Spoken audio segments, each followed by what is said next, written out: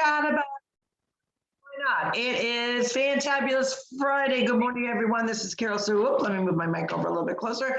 Carol Sue, aka Naughty Boss, live with Two Sisters. Hey, good morning, everyone. This is Janis, aka Wellness Diva 5.0. Well, Fantabulous Friday. And I said, and well, it's that kind of a weekend.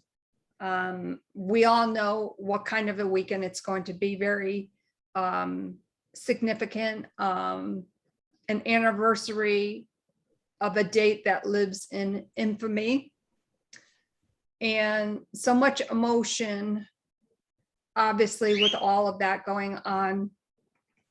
But let's hop right on into it. Carol, I'm going to turn it over to you.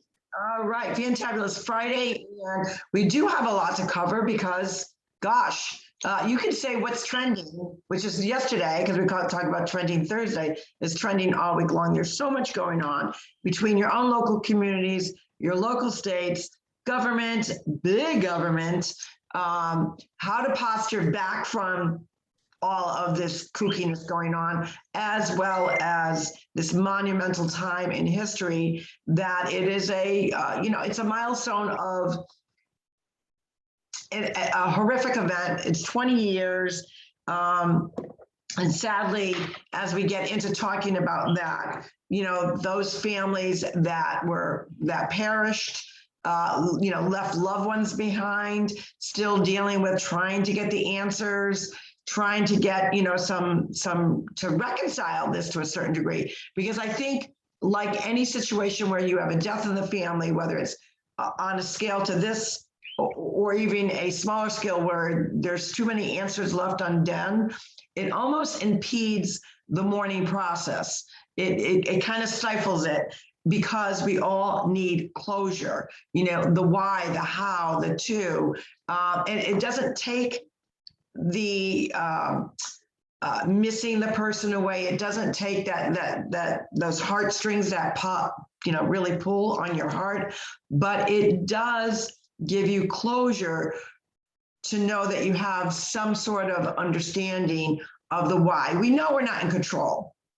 We talk about that frequently, about accountability, and that in this scheme of our journey of life, we're never in control. But there are a few things that we are in control of: our action and our reaction. And we really kind of pound that mindset in all that we do in every podcast, because ultimately so many people are feeling so many different things. So one of the questions I received before we kind of get into all that's going on with 9/11 and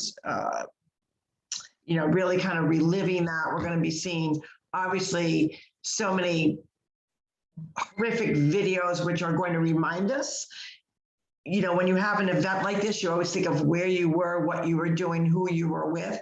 And for a lot of us, when you think about it, 20 years ago, there are many that are in our world today that did not experience it. So they're going to experience it through recollection from those that they're talking with, that are going to tell them what they were doing, what they were feeling at the time.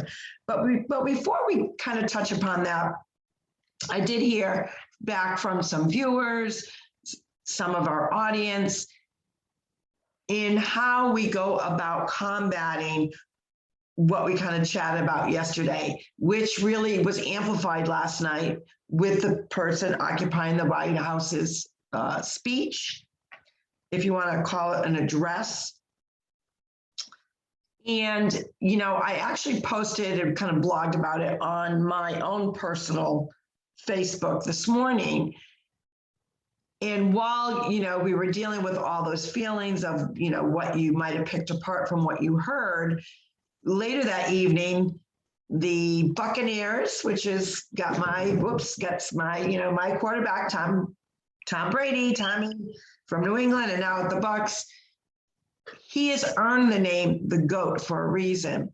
And if you could have saw the last 2 minutes of the game, you would have saw resilience, but also knowing that I can't control, what just occurred, but I'm going to be in charge of my reaction. And my reaction is there's 60 minutes to this game and I don't stop believing that I can win.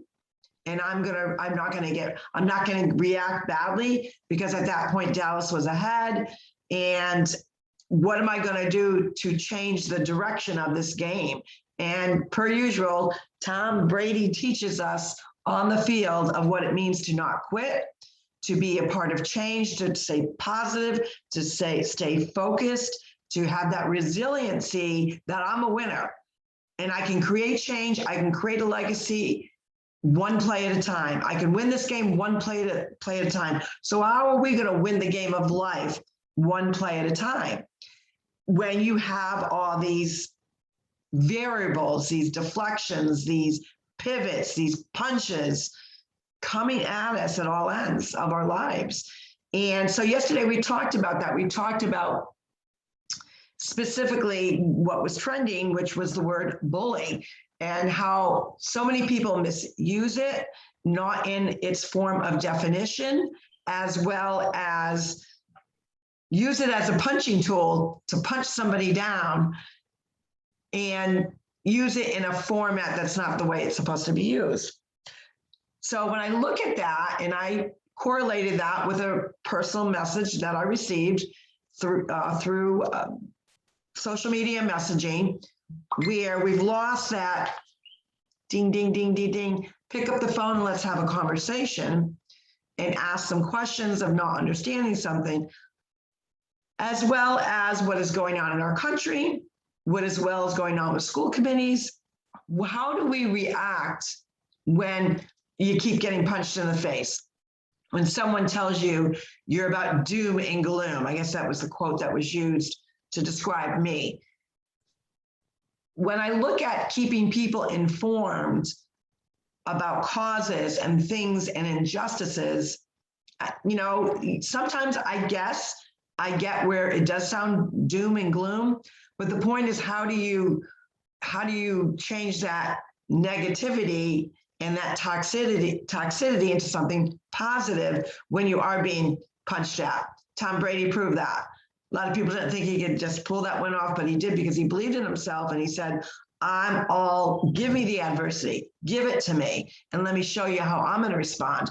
I'm going to react in a different way, probably unbeknownst to a lot of people would even imagine. So we can do that in our own personal lives.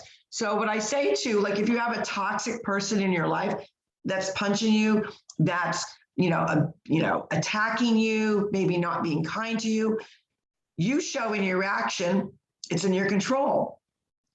You give a positive reaction. We're not in control of what was stated in an American address yesterday, which fired a lot of people up, probably put what it was intended for, to put a lot of fear in people, keep people down, division, segregating people by class of a health choice, right? How do you respond to that? And with that, how do you change the trajectory? I always have a hard time saying that word, in the way of what would happen in 2022 and 2024. You get involved with your local community. If you are one of those states that had some shenanigans going on or some shista going on, that you truly believe that there was a stolen outcome, you can make change. You can't control the whole world, but you can certainly be involved. You can get involved, do something positive by volunteering when those dates come up that people go out and cast their American right to do, right? And as well as school committees, what is going on in your local school committee? First, I want to give a shout out to, and I'm going to tell you the name of the group. I just absolutely love them. And they are having something that is going to be occurring at 10 a.m. I just want to make sure that I have the right. So it's MomsForLiberty. And there's chapters everywhere. So today, Friday, September 10th at 10 a.m., parents and teachers and students are encouraged to take part in this peaceful protest against mask and vaccinations or vaccine mandates. Either keep your children at home or walk out, or take them out, like walk out, a high school student is able to make that decision, and or pick up your child at 10 a.m. and they're hashtagging it Walk Out USA, Moms for Liberty. There's chapters in, I believe, most states. I can't say that it's in all states, but I know it's in quite a few states. So that is happening today at 10 a.m. Guess what? That is a way for you to combat that negativity of what we heard last night or what you may be hearing from your own local school district regarding mandates. You remember, mandates are not laws, and how you show up to be the chain of change. The chain of change is my hashtag right now for what is going on and what we're feeling. So hashtag chain of change. And that is something that you could take action in, you can be a part of, to do it peacefully, respectfully, but do something. I think people are feeling like, what can I do to make this chain of change happen in such a way that I'm being respectful, but I'm still having my voice heard, I'm having my child's voice heard. So those are all things that we can do and that we want to respond to from yesterday's podcast, which obviously fell into today's podcast because of, the announcements that were made last night. Tommy's great win. It was a learning lesson, a great tool. So if you haven't checked out my quote little blog post on my Facebook page, my personal Facebook page, please do. And what we're going to be experiencing this weekend, I can't imagine being a loved one who is a victim of what occurred by, losing that loved one. And here 20 years later, these parents, and I actually believe some of the parents there was a tribunal or a trial that was going on in Gitmo with the one or the few hijackers that are left that are still in prison, and they still have no answers. They also are demanding from our federal government to release. So there was two commissions. So there was a 9/11 commission that I believe was about 3 years long. They didn't have the funds then, they didn't have the know-how or what apparently to go after. But then there was an FBI operation called, I believe it's called Echo, or shoot, it's drawing a total blank right now. Epic, it might have been Epic or something on that line. I'll have to Google it. Echo Operation or Operation Echo, something like that, where it was from 2006 to 2016. So it's 10 years long of investigating of what happened on 9/11. And I believe 9 out of the 13 hijackers were Saudi citizens. So apparently there's a lot of information and proof and video that the Saudis were directly involved with this. And through this Operation Echo, or whatever it's called, I don't know, EPOC, I don't remember now. There's proof there. So the families want it. They want to see it. Here's 20 years later, and they're still trying to, you're never going to get over it, but they want to put some sort of closure or not knowing. What do you think about that? I mean, I threw out a lot of stuff. Well, I just want to back up a little bit because everybody that was alive at that time for 9/11 20 years ago tomorrow knows significantly where they were that day, what transpired.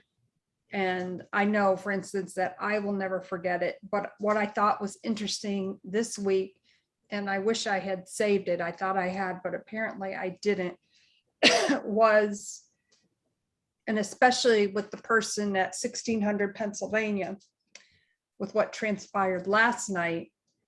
And I saw this, it reminded me of this meme that I saw about September 12th. And it was something to the effect, I want to remember September 12th when America came together and race didn't even enter the equation, and everybody was an American, everybody was supporting everyone, and everyone went out and bought flags, and then there was a flag shortage. I want to go back to September 12th. And I thought, whomever wrote that or shared that that is so significant on so many different levels. And then as I was getting dinner ready last night, we turned on the 5. That's when I turn on the TV, typically when I'm cooking dinner. And Gary was watching, and he likes to yell at the TV. And I'm like, and then right. And then I can't hear. So I'm getting ready to walk in, in the loft, walk into the living room area. And I'm like, why are you yelling? And I mean, I knew who was on the TV at that point. And I looked and I heard what he said. And just as I was thinking that I was going to yell at Gary to stop yelling, I started yelling. So I'm like, it just goes to show you that, for every action, there's a reaction. So what I'm trying to get at, the feelings, the conditions are very high right now. Everybody is tense about it. Rightfully so. And then to the person occupying 1600 Pennsylvania it was almost like adding Epsom salt on a very raw and open wound about the mandates, which are not laws. Okay. Now, we are not experts. I just want to disclaim TwoSistas is not experts in constitutional law or anything like that. We just like listen, this is the deal. Whenever, and I believe I've said this, whenever somebody says I am mandated to do something, and I'm very quiet, even keeled by nature, but you're not mandating me to do diddly squat. And let's just back up a little bit with this mandate crap. You tell it, girlfriend. Do people realize that requiring people to wear a mask, again, I respect your right to do so, but mandating that people wear a mask, mandating people that wear a double mask, because I've heard of that. I can't actually verify it, but I've heard of the double mask thing. Way back when, I believe it was the early 1900s, was a form of compliance and torture. Now this is the good old United States of America. Now you're saying that people, like, it was an attack on American citizens of the unvaccinated, whether you're vaccinated or not vaccinated. It was an attack more so for the unvaccinated, but it also affects the vaccinated. So the goalposts and the silly putty is stretching further and keeps on getting changed. They showed clips, and I remember these particular clips where the guy at 1600 said, nope, not going to mandate that, mandating it. I believe that was December 20th, 2020. Right, when he was in his office of the of the president-elect. Yes. I just did a thing, so for those who are listening, I'm just, as you can probably tell, I'm a little irritated at all this. To pour salt to make that type, that was not somebody as our commander-in-chief informing American citizens. That was a czar. That was a dictator. Yeah, that was a czar.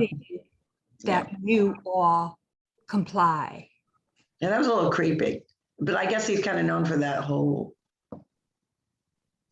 in and out, in and out. I want to interject for 1 second because I did get the information and I knew I had posted something a little bit on the blog. So regarding 9/11, it's called Operation Encore. And they have photos, there's phone calls, there's videos, and it was 15 of the 19 hijackers were Saudi citizens. So the 9/11 Commission ended in 2004. The Operation Encore, I have the dates right, started in 2006 to 2016. It was actually a secret commission. And not one person has been held accountable. We're 20 years later, and do we realize that not one person has been accountable regarding 9/11? And what about these poor, the justice for these poor families? It's mind-boggling. And then when you, like, as you're describing, you've got that person, and some of the things that he said, and I'm sure this is part of what irked you and irked a lot of people, and how do we rebound today to make it a fantastic, fantabulous Friday, feeling all these emotions? And that's why I say you combat those emotions with good reactions in doing, in being active in something to be part of that chain of change. But there were, I think, about 3 or 4, which I would consider threats, stated very precisely to the citizens of our country. And I thought he showed more posture in fear and anger towards the unvaccinated than he did with what's going on in Afghanistan, as well as those 13 soldiers lost, and the whole kit and caboodle of chaoticness of the retreat or coming out of that country with moving our troops out. And when I hear someone telling me, you just got to trust us, when that's coming from federal government, that is kind of a red flag, I think, the way it was presented, as well as we've given you time. Yeah, and I don't know the exact quote, so I'm going to be paraphrasing much of this. How much patience, how much longer do you think we're going to wait? Our patience is running thin. I take that as a threat. I truly do. The other pieces were a lot of his addition or his mathematics of his equation of how he was trying to say who was vaccinated, who was unvaccinated. It was a really odd, and I don't know, again, the exact piece to what he was talking about, but it ended up, I think if you did the equation by his math, it would come out to be like more citizens than we have, or there was some weirdness about all that. I would have to go back and reread it or re-listen to it, which I don't want to. And I can proudly say that I don't watch him live. And how we do that, I've never heard one of his addresses live because I find it, comedy, sad, pushing fear, anger, like all these things that, I don't really want to take part of regarding that. So what we do is we put it on, we start it, and then we pause it. So that way, when it comes time to have to rewatch it, if we choose to, we can obviously fast forward through commercials, but also, like if he's like really irking us, we can fast forward. So it was one of those, but I did catch a couple lines where I really took them as a threat to the country. And like you said, he didn't sound presidential. He sounded like a flippant tyrant. Yes, it's something that you would hear in Russia, China, Germany, that a czar. I'm trying to use other words than the obvious word.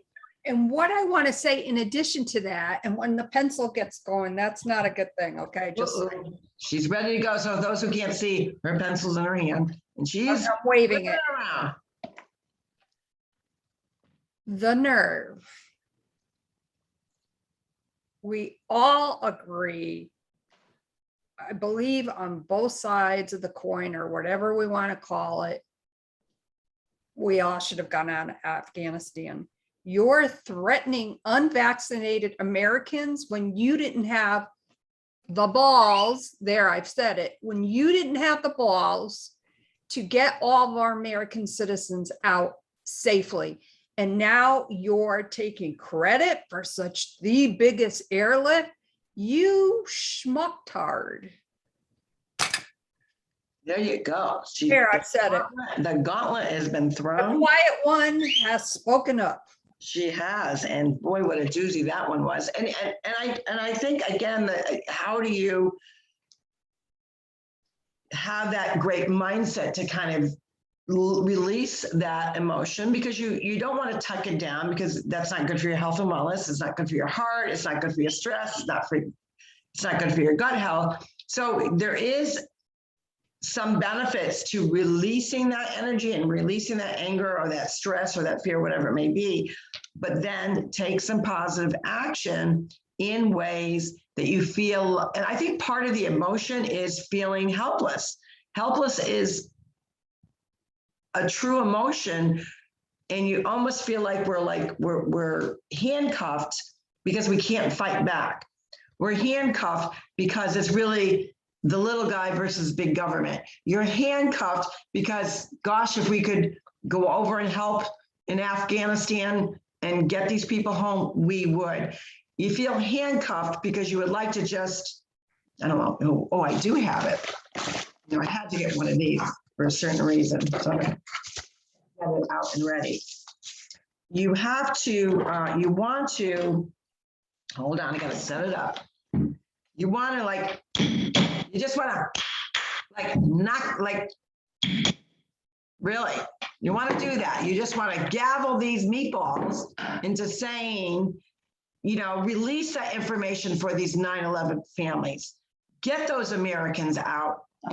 Go to the border.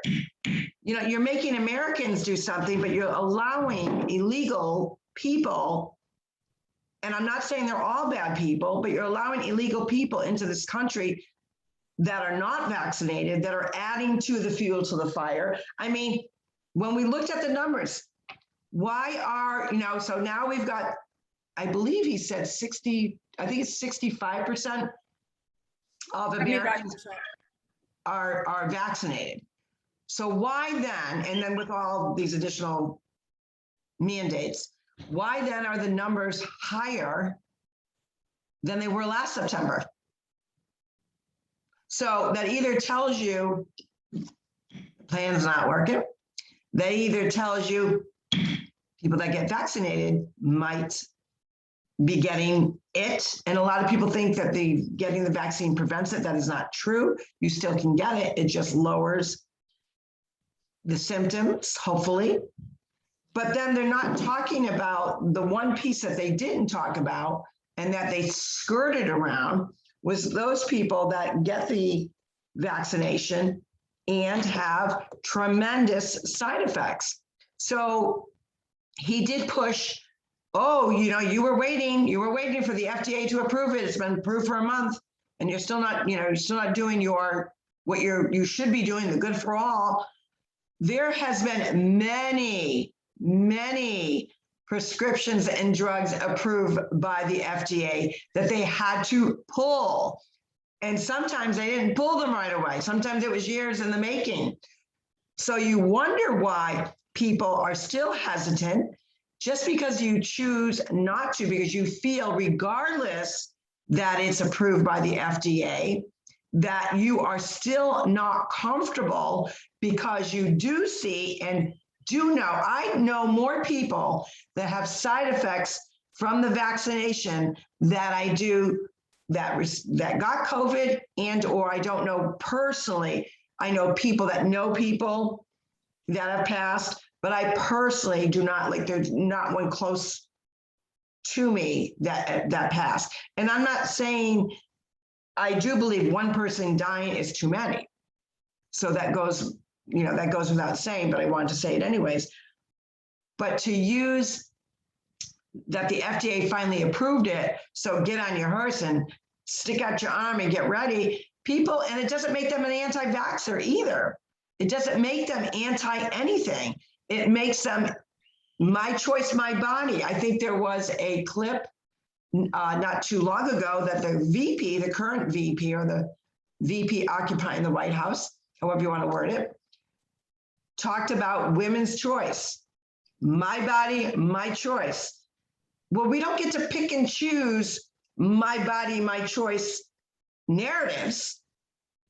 So your narrative may be for female body parts or rights of abortion and all of that.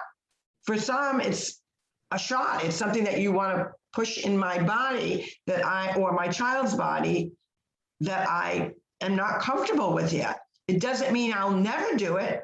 And even though the FDA just approved it, many people are still not comfortable. So what happened to choice?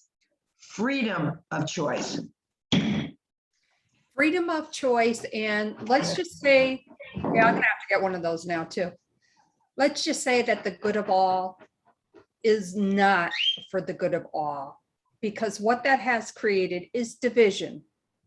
What that has created are more bullies, more racist people, more of all the hatred, more of all the stress. There's too much going on. And while I respect everyone's opinion, and we do have opposing viewpoints, and you know what? I am okay with that. I can step up to the plate and say that.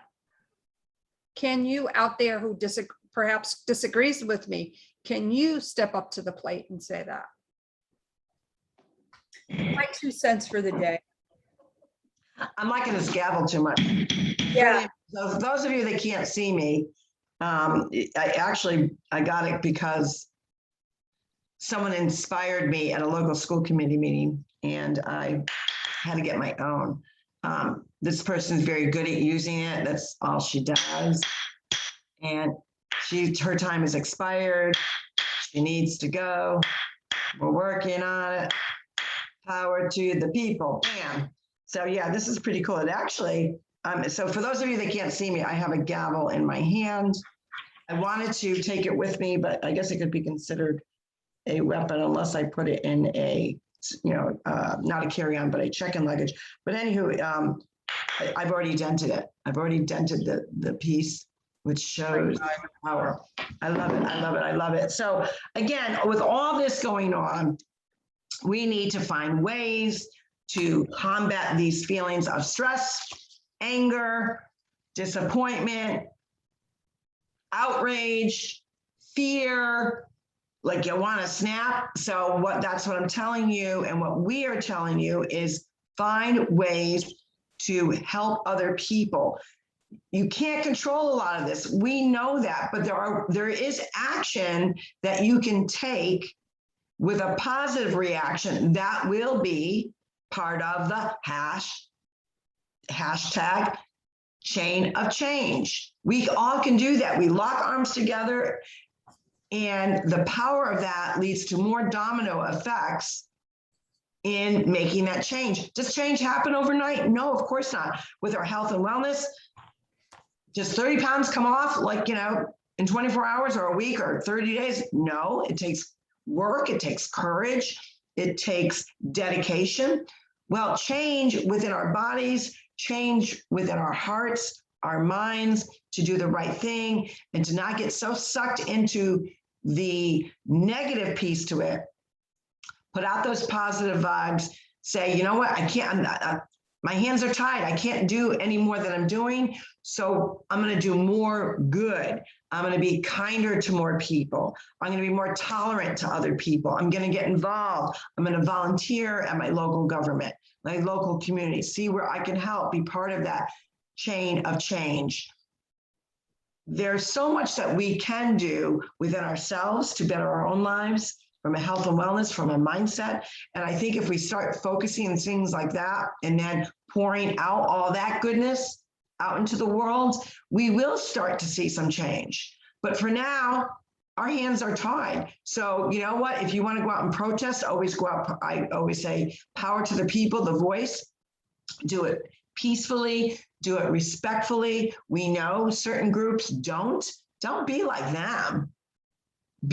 Change that up. Show how you can protest big government. You can protest your local government. You can protest the schools. You can protest your state. Go up to the state house, with your sign, with your chants, and let your voice be heard. But let it be heard in a way that doesn't incite more chaoticness, because I think we got a lot of that, don't you think already? Yeah, I'm done with the chaoticness. And on that note, and I just want to bring up something very new, very exciting for Two Sisters. We now have our brand new podcast website, which we are very excited about. www.twosistas, TWOSISTAS.online.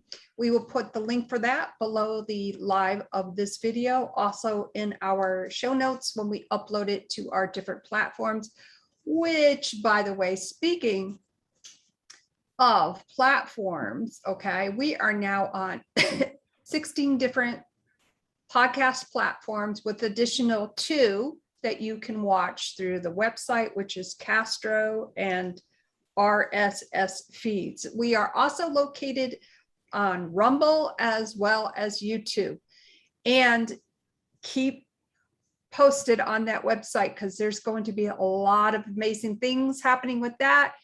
A blog spot at some point, we're working on that. So lots of goodness. Goodness always comes from change. So yes, you heard the frustration in my voice today, and now we're going to be part of that solution, to be part of the change. On that note, Fantabulous Friday. My name is Janis, aka Wellness Diva 5.0, and I will be reporting live from Philly on Monday morning for Mindset Monday. And I am with Two Sisters, and this is Carol Sue, aka Naughty Boss, getting in on today. I've got a lot more stuff to do. Being tied to the computer is not always the best thing, so I'm going to make sure that I get up, stretch, do some things. I had to take some time off of pickleball, which I'm a little sad about, but that's okay because I'm doing the works of, for those that have no voice, the children, and I'm happy to do so. Kudos to everyone. Again, women or Moms for Liberty, get out there, Moms for Justice, get out there, 10 a.m., pick up your kids, keep them home, do something fun with them, show them that actually petitioning causes is also a learning experience. But I want everyone hashtagging hashtag be the or chain of change. We're all the chain of change. Kind of a tongue twister, but that's okay. I'm gaveling it up. We will see you Monday morning live. Boy. Bye, everyone. Have a great day.